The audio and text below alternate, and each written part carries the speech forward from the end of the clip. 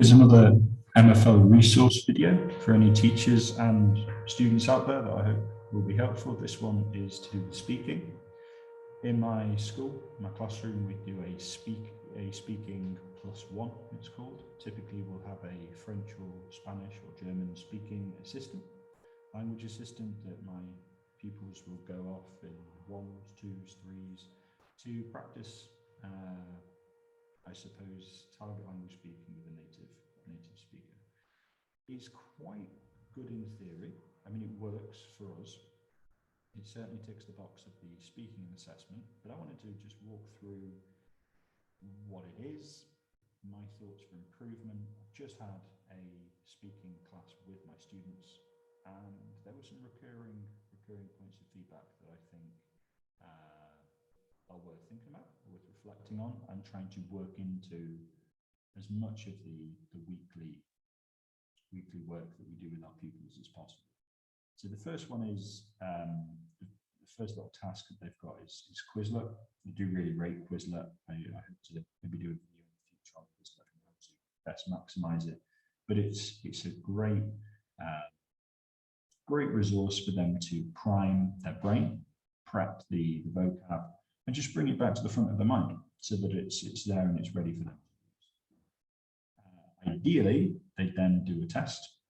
The student hasn't, so that was part of my feedback to him. But they would just typically do like a multiple choice, quick, short, snappy. Then they paste a screenshot of their score. I'd say to them, if you're doing Quizlet and it's multiple choice, I'd be expecting 80%. You've got your sentence builder there. Now, again, we've got a great, very, very flexible resource here. If it was a speaking class that pupils were leaving to go and do some more speaking of a different type with the language assistant, I might be doing all manner of activities, boys out of their chair, or giving them a task to work out stuff that by communicating with one another. A task that they've got to work with the partner to figure out.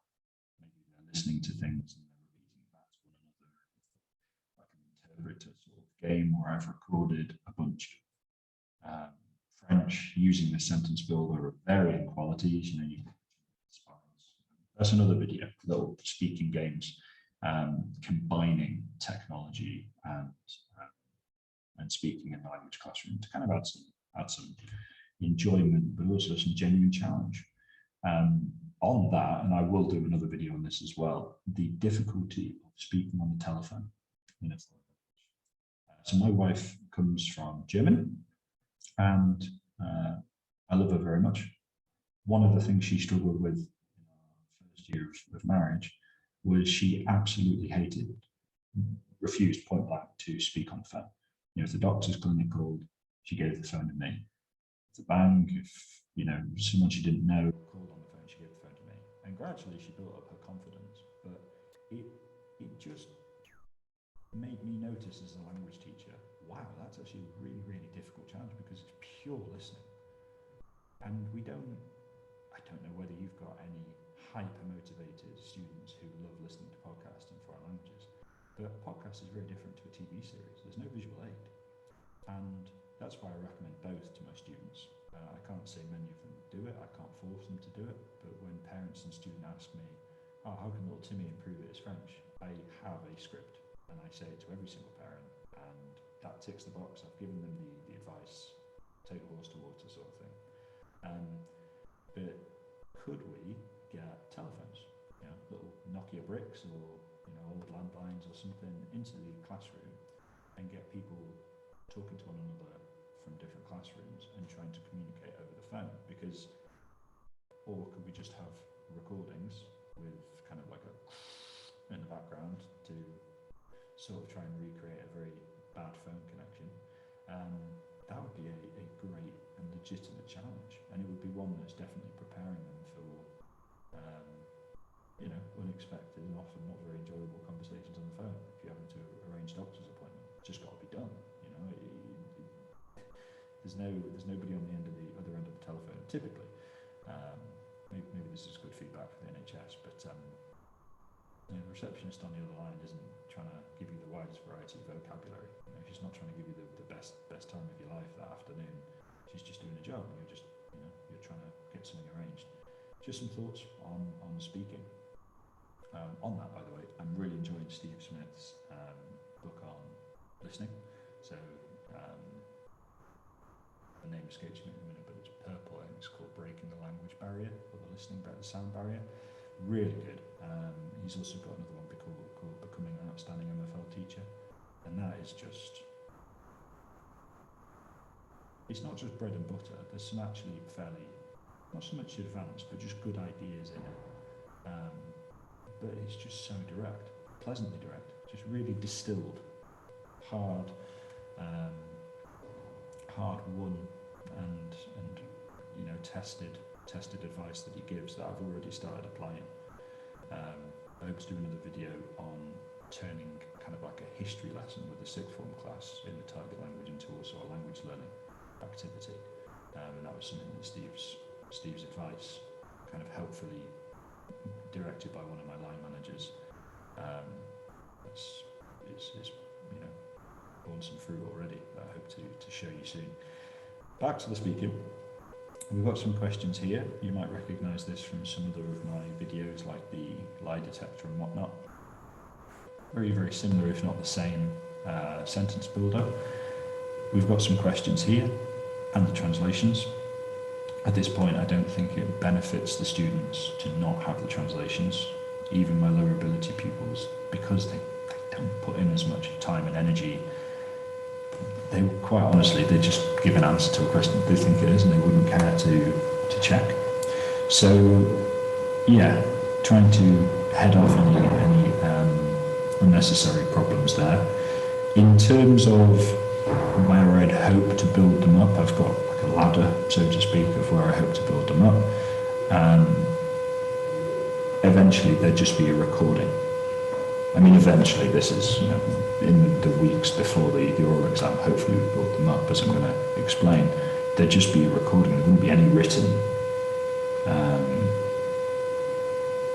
French talk. There'd just be a recording, teacher giving the question, and then the student just maybe clicks record and practices their recording, leaves something on the page for me to check, and also then listens to my French with the screen away, no visual aids, they're just listening, and then they've got to give an answer totally memorised. Now, as I'm sure you can imagine, most of your students, as mine, really struggle with that. I think the speaking exam, the oral exam, is by far and away the most dreaded and least enjoyable, which is you know, is a shame. But this student started off really well to the top question. He's got a nice three-line answer, which is brilliant. Not the most attention to detail, which was another piece of my feedback. You know, si je vais à l'université, the A is the wrong way around. Étranger doesn't have its accent, so it was kind of halfway there. I want to get them to have the habit of, you know, practicing as they mean to perform. You know, they wouldn't do rubbish passes on the rugby or the football field in training because they know that it's directly linked to the game. I want to try, you know, it's very, very difficult to get them to really take on that responsibility and that self-motivation. But I've got to do it, you know, that's my job. So I haven't highlighted all of them, as you can see here, but I've gone through and I've said, you know, this is what's missing, you know, this is what you need to work on. What he did well, he did a student recording, so I could listen to his pronunciation, and then we did a recording in the lesson. So here's some evidence. Senior management always want evidence, that's fine. There it is, with a little bit of feedback involved. They don't often use this, I'll be honest. They don't often take advantage of just that good habit of noting stuff down. Maybe that's just teenage boys. I think girls are a bit more conscientious in making sure they've got lists of things that they don't know. We've got some feedback here. So he was he's like a upper middle ability student, but his attitude and his effort are good, and I want to reward that. This doesn't really apply to the last question, but he had a decent volume of written French. My question to him was, can you memorize it? Have you memorized it? Can you give these answers from memory? And the answer, you know, he was honest, no, not really, sir. And so my feedback to him was, and this is part of the reason I wanted to do this video, the feedback is, it's great that you've got this level of written French that's, you know, fairly accurate. You need to find the balance between lots of good written French that you're reading off to, you know, the language system, and finding that level that you can memorize without needing to and answer without needing to look at the screen, so that you've got 6 months now until your speaking exam. Every week you're laying down more fairly good French. You know, your best written French is probably going to be the written French, right? Particularly if you've got a resource like a sentence builder available. We need to find that realistic level that you can memorize and then build on that. So be humble. Go back to, you know, the bare building blocks and figure out, okay, this is what I can do in a 20-25 minute session of creating the answers and memorizing them. Again, teenage boys don't do this. Teenage boys don't spend 5 minutes every day recapping it and, you know, heading off the forgetfulness curve. They just don't do it. And I can't force them. But I give them that advice. I say, okay, now you've got the answers, try and memorize them for 5 minutes every day or twice a day. They don't care enough, and that's just the reality of the language classroom. Stephen Krashen, you know, has some superb advice. I can't take all of his advice and apply it because some of it is reliant upon motivation levels that I just don't see in the British language classroom. High levels of motivation amongst the students. I don't always have that. So I've got to be not so much flexible, I've just got to be realistic, and I've got to find the realistic level that I can expect and work with that. And that's kind of some of the advice that I give to the students is, you need to make sure you memorize this, because you've got an oral exam in 6 months. That will vanish. It will get closer and closer and closer until it's here and you haven't done the prep. Every week, what you can be doing to make sure you're prepared is memorizing the answers. And I talk about teenage boys, they are often, God bless them, quite lazy. And if there's they're a bit like electricity. They'll go down the route of least resistance. This, speaking, the chronic problem that I have is that students simply write an answer that's all right, and we give them the sentence builder so that they actually get some consistently good answers, because often, again, they just won't produce good French and they don't care enough to correct it. So they'll just write some half-decent answers and they'll just read them off. And I'm at the point now where I'm thinking, okay, dependent upon your preparation and your morale, I'm just going to confiscate your computer when you go to see Charlotte, the language assistant. You're just not going to have it. And I might just tell the boys in advance, okay, you're not going to have the recording, the written French in front of you. And I'm going to record you afterwards and see how you're doing. You've got to then find the balance between how much is the teacher doing and how much is the teacher forcing, how much is coming from the students. It's a tough one, to be honest. And I like to think in terms of that ladder. Maybe the most effective to get to elicit that motivation from the boys is to have a mock oral exam.